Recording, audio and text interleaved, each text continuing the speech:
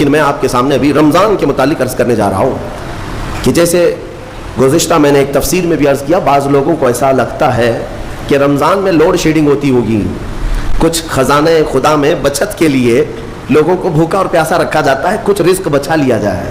نادانو، اللہ رب العزت جو پوری کائنات کا رزاق حقیقی ہے، اسے کسی چیز کی کمی نہیں ہے۔ یہ روزے جو فرض کیے گئے خزانے میں بچت کے لیے نہیں، بلکہ ہمارے جسموں کی اور ہماری روحوں کی اصلاح کے لیے، ہماری روحوں کی اصلاح اور جسموں کی اصلاح کے لیے ہمیں تقویٰ ملے۔ میں آپ کو بتاتا ہوں، ایک سوال میں آپ سے پوچھتا ہوں، آج رمضان میں یہ بہت ضروری ہے، کیونکہ رمضان ہونے کے بعد بھی سب کو پتا ہے کہ چاند دکھتے ہی اللہ شیطانوں کو قید کر لیتا ہے، یہ سب کو پتا ہے۔ حدیث پاک میں بھی سرکش جنات اور شیطان دونوں قید ہو جاتے ہیں، ان کو قید کر دیا جاتا ہے، جب تک چاند نہیں دکھے گا یہ نہیں آئیں گے۔ لیکن جو 11 مہینے ہم بلیم ڈالتے تھے شیطان پر کہ ہم سے برائیاں ہو گئی، گناہ ہو گئی، کیوں؟ ارے شیطان ایسا کرا دیا، شیطان ویسا کرا دیا۔ اب رمضان میں کون کرا رہا ہے؟ شیطان تو ہے نہیں، پھر فجر میں سوتا کیوں ہے؟ بغیر نماز پڑھے ٹانگ پھیلائے ویسی نماز قضا کر رہے ہیں۔ کون سا شیطان تمہیں سلایا؟ ابھی تو شیطان ہے نہیں۔ ابھی بھی بہت سارے لوگ چوری کا کھانا نہیں چھوڑتے، بہت سارے لوگ جھوٹ، دغا، غیبت یہ رمضان میں بھی نہیں چھوڑتے۔ تو یہ ان کو کون سا شیطان کروا رہا ہے؟ کون سا شیطان یہ برائیاں کرواتا ہے؟ اس کے جواب کے لیے ایک چیز سمجھنا ضروری ہے۔ یہ بات تو مشہور ہے کہ ساری برائیاں شیطان کرواتا ہے، ابلیس کرواتا ہے نا؟ لیکن آپ کو وہ واقعہ معلوم ہے جب آدم علیہ السلام کو اللہ تعالیٰ نے پیدا کیا اور سارے فرشتوں سے کہا کہ سجدہ کرو، کل ہی کی تفسیر میں نے عرض کیا، اس میں ابلیس بھی تھا۔ ابلیس بھی اس وقت بہکا ہوا نہیں تھا، گمراہ نہیں تھا، وہ اچھا تھا۔ ابلیس تو بہت عبادت کرنے والا تھا اللہ تعالیٰ کی، تو اس نے اللہ کے حکم کو ٹال کر آدم کو سجدہ نہیں کیا، غرور میں کھڑا رہا، نافرمانی کیا۔ تو اب میں یہ سوال کرتا ہوں کہ ہر ایک کو گمراہ کرنے والا شیطان ہے، تو شیطان کو کس نے گمراہ کیا تھا؟ اس کو کس نے روکا سجدہ مت کرنا آدم کو؟ کوئی ہے بہکانے والا؟ ارے وہ تو پہلا ابلیس ہے، اس سے پہلے تو کوئی ابلیس تھا ہی نہیں، اس سے پہلے تو کوئی شیطان تھا ہی نہیں۔ شیطان کو کس نے روکا کہ تو بڑا ہے، تو بلند ذات والا ہے، آدم مٹی سے بنا ہے؟ یہ خیال کس نے ڈالا؟ کون سا شیطان تھا اس سے پہلے؟ یہی بات سمجھنے کی ہے۔ محدثین نے مفسرین نے فرمایا، ابلیس کو جس چیز نے سجدہ کرنے سے روکا وہ نفس امارہ ہے، وہ نفس ہے جو آج بھی تمہارے ساتھ ہے۔ ہاں، شیطان تو قید ہو جاتا ہے رمضان کے شروع ہوتے ہی، لیکن نفس تو ساتھ میں رہتا ہے۔ اب پتہ چلا کہ رمضان میں جو کچھ بھی غلطیاں یا کوتاہیاں یا گناہ کچھ لوگوں سے سرزد ہوتے ہیں تو یہ نفس کے پجاری ہیں، نفس ان کے ساتھ ہے، یہ نفس کی غلامی میں آ گئے اور نفس کے شکار ہو گئے۔ اسی لیے قرآن میں اللہ تعالیٰ نے اپنے رسول سے بھی یہ فرمایا، اَرَأَيْتَ مَنِ اتَّخَذَ إِلَٰهَهُ هَوَاهُ أَفَأَنْتَ تَكُونُ عَلَيْهِ وَكِيلًا۔ اے رسول، کیا آپ نہیں دیکھتے کچھ لوگ ایسے ہیں جنہوں نے اپنے نفسانی خواہشات کو اپنا خدا بنا لیا ہے، اپنی خواہشات کو اپنا خدا بنا لیا ہے۔ اے رسول، کیا آپ ایسوں کی سفارش کریں گے، ایسے لوگوں کی وکالت کریں گے؟ یعنی رب تبارک و تعالیٰ نے فرمایا کچھ لوگ وہ ہیں جو اپنی خواہشات کی پوجا میں ہیں۔ کیا مطلب خواہشات کی پوجا؟ کیا مطلب ہے اپنے خواہشات کے پیچھے چلنا؟ مطلب یہی ہے کہ جو دل میں آیا اس بندے نے یہ سوچ لیا اسے کرنا ہی ہے مجھے، یہ خواہشات کے پیچھے چل رہا ہے۔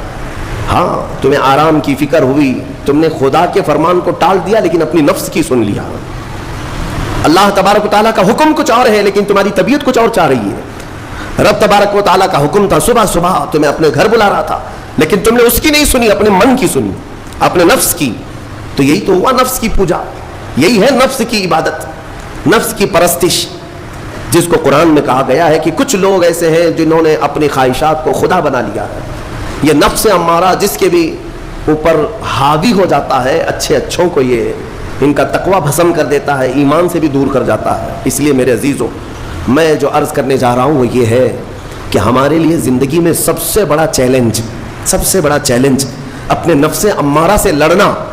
آپ کو پتا ہے رسول پاک صلی اللہ تعالیٰ علیہ وسلم ایک جہاد سے جب واپس مدینے تشریف لا رہے تھے، وہ جہاد بہت سخت تھا، صحابہ زخمی تھے، بہت گھماسان کی لڑائی ہوئی تھی، لیکن جب واپس مدینے آ رہے تھے تو میرے آقا نے ایک جملہ فرمایا تھا، رجعنا من الجہاد الاصغر الى الجہاد الاکبر، اے میرے صحابہ ہم چھوٹے جہاد سے بڑے جہاد کی طرف جا رہے ہیں۔ صحابہ نے پوچھا اس سے بڑا جہاد اب کون سا ہے یا رسول اللہ؟ میرے آقا صلی اللہ علیہ وسلم فرماتے ہیں اے میرے صحابہ اپنے نفس سے لڑنا اب یہ بڑا جہاد ہے، نفس سے لڑنا بڑا جہاد ہے۔ میرے عزیزو یہ خواہشات کو ہی ختم کرنا ہو، اس نفس کو اگر کنٹرول میں لانا ہو تو کیا کرو گے؟ نفس امارہ سب کے پاس ہے۔ قرآن میں مولا فرماتا ہے وما ابرئ نفسی ان النفس لامارۃ بالسوء الا ما رحم ربی، کوئی اپنے نفس سے بچ نہیں پائے گا سوائے وہ شخص جس پر میرا رب رحم فرمائے۔ اللہ کا رحم جس پر ہو گیا وہ اپنے نفس سے بچ جائے۔ آپ کو ایک دعا بتاتا ہوں، حضور پاک صلی اللہ علیہ وسلم اگر دعا کرتے تھے تو اس سے آپ کو اندازہ ہو جائے گا کہ یہ کتنی امپورٹنٹ چیز میں آپ کے سامنے کہہ جا رہا ہوں۔ کون سی؟ حضور جب دعا کرتے تھے تو یوں کہتے تھے اللہ کی بارگاہ میں اللہم لا تکلنی الی نفسی طرفۃ عین، اے اللہ تو مجھے میرے نفس کے حوالے ایک منٹ کے لیے بھی مت دینا، تو اپنی حفاظت میں رکھ۔ حضور جب یہ دعا کرتے تھے کہ مجھے میرے نفس کے حوالے ایک منٹ کے لیے، طرفۃ عین کہتے ہیں پلک جھپکنے کے برابر، اتنے ٹائم کے لیے بھی اے اللہ تو مجھے میرے نفس کے حوالے مت کرنا، تو اپنی حفاظت میں رکھ۔ سید الانبیاء جب یہ دعا کرتے ہیں تو اندازہ کرو اے مومنو نفس کی تباہ کاریاں کیا کیا ہیں، یہ کتنوں کو ہلاک کر دیتا ہے، کتنوں کا عمل ضائع کرتا ہے، کتنوں کا ایمان ختم کرتا ہے۔ اب میں جو بات کہہ رہا ہوں یہ توجہ سے سنو، یہ نفس امارہ جس نے شیطان کو بھی گمراہ کیا، شیطان کو بھی بہکا دیا، یہ نفس آدم کو سجدہ نہ کرنے کا جو غرور پیدا کیا یہی نفس امارہ تھا۔ اس نفس امارہ کو اگر کوئی کنٹرول کرا سکتا ہے تو وہ ماہ رمضان المبارک ہے، بس یہی ہے رمضان کی فضیلت۔ رمضان المبارک اس لیے تمہیں دیا گیا کہ بڑی بڑی طاقتیں تمہارے نفس کو قابو میں نہیں کر پائیں گی، لیکن رمضان کے روزے تمہیں کنٹرول میں لے آئیں گے، کنٹرول میں لائیں گے۔ اب سمجھ میں آیا کہ روزے کیوں رکھائے جا رہے ہیں؟ ارے گرمیوں کی شدت ہے، ادھر حلق سوکھا جا رہا ہے، پیٹ پیٹ سے لگ جاتا ہے۔ ان لوگوں کو پوچھو روزہ کیسا ہوتا ہے جو مزدوری کرتے ہیں، ان لوگوں سے پوچھو جو دن بھر کام کاج کرتے ہیں۔ میرے عزیزوں روزے رکھنے کے بعد کیا رب تبارک و تعالیٰ کسی کو اس کی طاقت سے زیادہ تکلیف دینا چاہتا ہے؟ نہیں میرے عزیزوں، وہ رحمان ہے، اس نے جب تمہیں ماں کے پیٹ میں 9 مہینے رزق دیا تو کیا کائنات میں نہیں دے گا؟ تمہیں ماں کے پیٹ میں بھی رزق دیتا رہا۔ تم جب دنیا میں آئے تمہارے ماں کے سینے میں خون سے دودھ کس نے بنایا؟ تمہارے رزق کا انتظام کرنے والا وہ خدا اگر تمہیں حکم دیتا ہے کہ صبح سے لے کر شام تک بھوکے رہو تو یہ اس کا ظلم نہیں بلکہ یہ عین کرم ہے، اللہ تبارک و تعالیٰ کا رحم ہے تم پر کہ وہ مولا ہماری اصلاح چاہتا ہے کہ ہمارے اندر تقوی آ جائے، جسم میں بھی اور روح میں بھی۔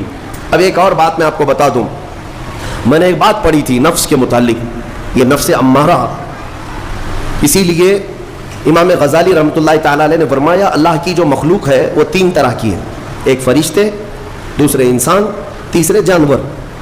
یہ 3 الگ الگ قسم کی مخلوق ہیں کیونکہ اللہ تعالیٰ نے تینوں کو جو چیزیں دی ہیں ان میں فرق ہے۔ فرشتوں کو اللہ نے عقل دیا ہے، نفس نہیں ہے، نفس شہوت برائی کرنے کی خواہش فرشتوں کے اندر ہے ہی نہیں، وہ سوچ بھی نہیں سکتے برائی کرنے کا۔ فرشتوں کو اللہ نے عقل دیا ہے اور عقل عزت والی چیز ہے، اور جانوروں کو اللہ نے نفس دیا ہے، عقل نہیں، عقل والے نہیں ہیں جانور، عقل والے نہیں، لیکن نفس ہے، شہوت ہے، شہوت بھی ہے نفس بھی۔ لیکن انسان ایک ایسی مخلوق ہے جسے اللہ نے عقل بھی دیا ہے، نفس بھی دیا ہے۔ مطلب یہ ہے کہ تمہیں اللہ نے ایک چیز فرشتوں والی دی ہے، ایک چیز جانوروں والی بھی دی ہے، دونوں تمہارے اندر ہے، عقل بھی ہے، نفس بھی ہے۔ لیکن امام غزالی فرماتے ہیں توجہ، جو بندہ نفس ہونے کے باوجود گناہوں سے اپنے آپ کو بچا لیا وہ بندہ فرشتوں سے بھی افضل ہے۔ فرشتے اس لیے بچے ہوئے ہیں کہ ان کے پاس نفس ہے ہی نہیں، اور تم بچ رہے ہو تو کمال کی بات ہے، نفس ہوتے ہوئے بھی گناہ سے بچ گیا تو اس انسان کا مقام فرشتوں سے بھی اعلیٰ ہے۔ لیکن ساتھ ہی امام غزالی یہ بھی فرماتے ہیں عقل ہونے کے باوجود اگر گناہوں سے نہیں بچتا تو پھر وہ جانوروں سے زیادہ ذلیل ہے، کتے اور خنزیر سے بھی گیا گزرا ہے، کیونکہ جانور تو بیچارہ معذور ہے، اسے عقل نہیں ہے، نفس ہے، تمہارے پاس عقل ہے اس کے باوجود حرام کاریاں کر رہے ہو تو جانوروں سے زیادہ گر گئے۔ فیصلہ تمہارے ہاتھ میں ہے کہ تم کون سی زندگی گزارنا چاہتے ہو، کون سی، کہ تم نفس کے پجاری بن جاؤ یا عقل کا صحیح استعمال کر کے فرشتوں والی صفات پر عمل کرو۔ عزیزان گرامی وقار، نفس اور عقل یہ جو 2 چیزیں ہیں ان کو میں آپ کے سامنے تھوڑا سا کھول کر کے عرض کرتا ہوں۔ عقل جو ہے عزت والی چیز ہے، جسے بھی دی گئی ہے وہ عزت والا ہے، क्यों इज्जत वाली है ये अकल? पूरी दुनिया में अकल का ही तो कमाल है। जिसके पास अकल है वो बादशाह है, जिसके पास अकल है वो लोगों को हाँकता है, पूरी दुनिया को इधर से उधर कर सकता है।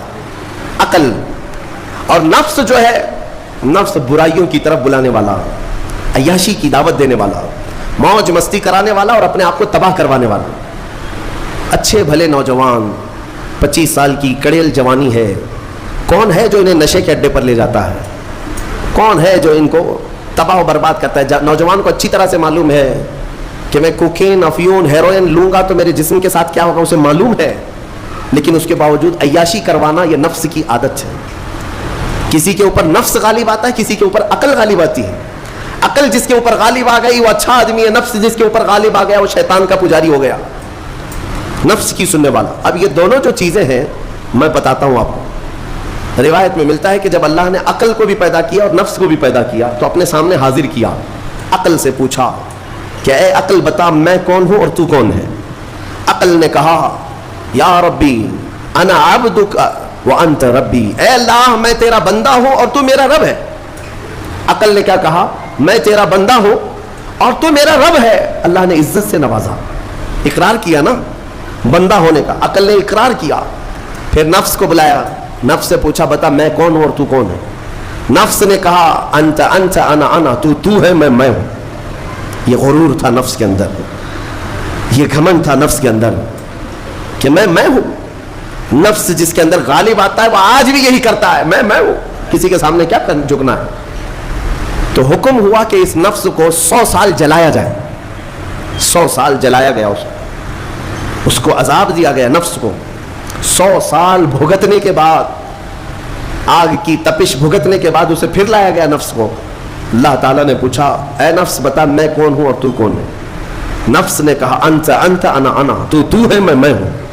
गुरूर नहीं टूटा, घमंड नहीं टूटा।